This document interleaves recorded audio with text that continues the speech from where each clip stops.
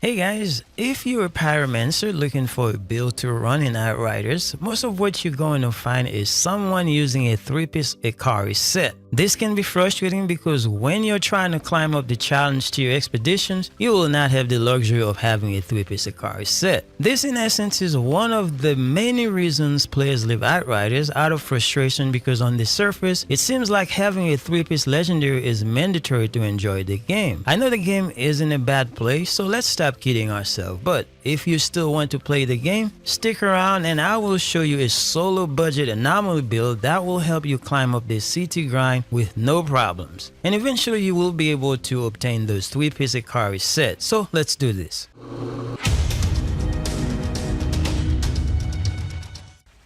My name is Weds and thanks so much for tuning in to the channel, and check out this video even though the game is in a bad place. But we can hope to see some changes because this cannot be the end of the game. In any case, for this solo anomaly power budget build, here's what you're going to need. You need a machine gun, preferably one with a weapon life leech, and if possible, look for the mod Def Change as one of your mods on the gun. Not necessary, but it helps a lot.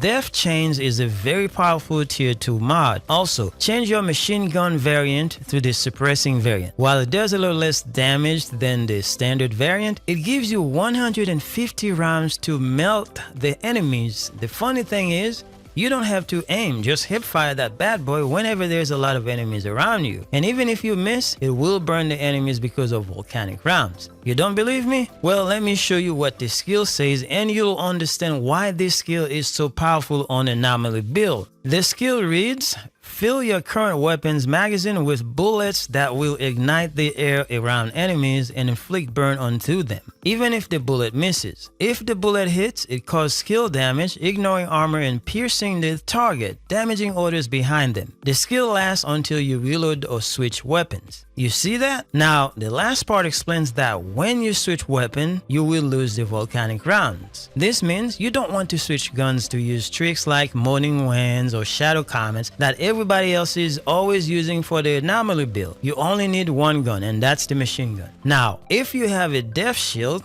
the shotgun, the legendary shotgun, just dismantle it for the mod Fortress and add that mod to your machine gun. If you don't have the Fortress mod, that's okay. The build is still going to carry you. I've used the machine gun without the mod Fortress before and still did fine. But any tier 3 mods that you have, just slap it on, especially if it will help your damage. Anyway, the skills we are going to use are Heat Wave, Volcanic Rounds as already mentioned, and Feed the Flames.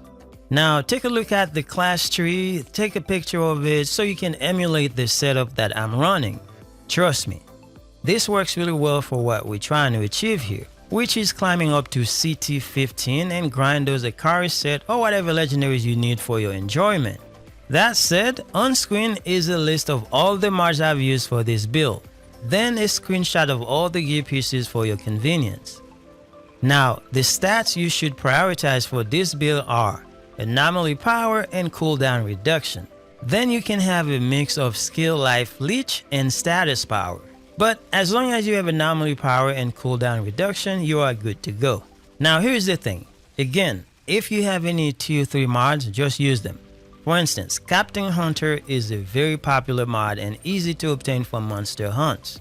Use whatever tier 3 mods that can make your build better. Your goal is to clear the challenge tiers with at least silver to move up to the next tier. You don't need to worry too much about getting gold because silver will level you up. In fact, the gameplay I decided to show you is a silver clear run from that expedition Heart of the Wild. I have had many gold clears with this setup, but it sometimes depends on the expedition. A lot of people only show you the gold clear runs, which is nice, but the objective is to level up these CTs. Truth be told, in this game at the current state, gold does not guarantee you any legendary whatsoever, which sucks, but it is what it is.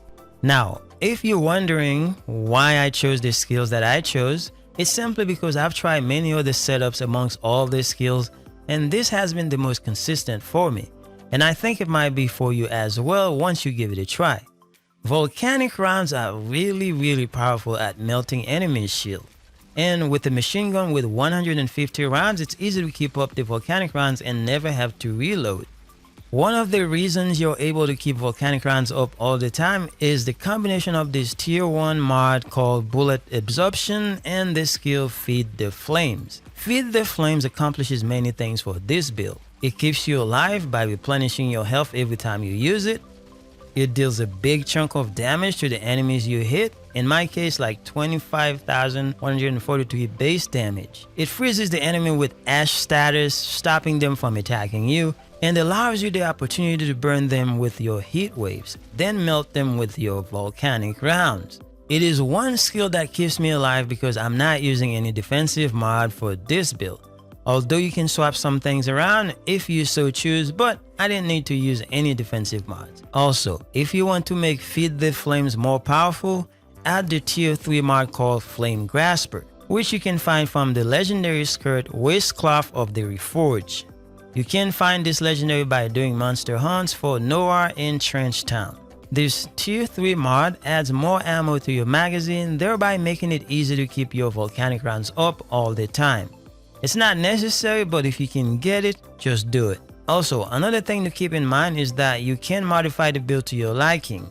Use whatever works for you. Anytime you see a build on YouTube, it doesn't mean you have to use the exact same things. Just use most of what you see and combine it with your style and what you have at your disposal and give it a go. Additionally, every time you increase your challenge tier, the enemies hit a little harder. So, if you need to increase your gear levels to match the enemy's level, you can always go back to grind monster hunts like Horse and level up those blue gears that you have to fit your build. It's cheaper that way because leveling up those epic gears are very expensive in this game.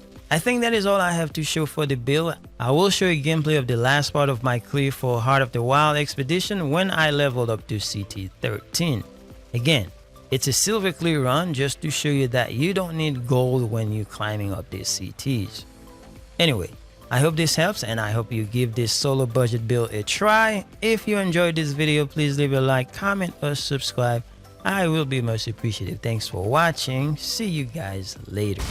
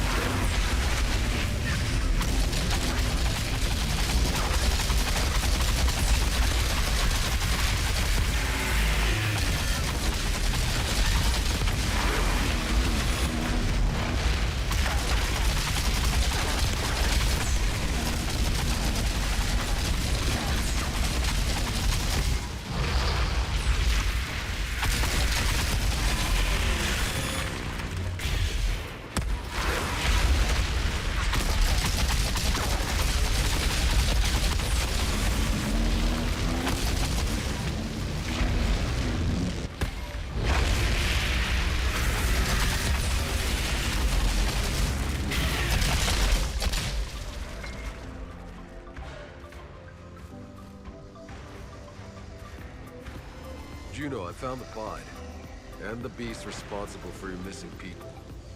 Beasts were too quick. Never gave them time to react. Thank you, Outrider. We can finally put them to rest.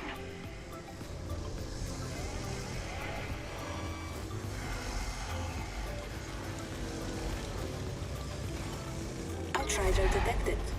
Access granted.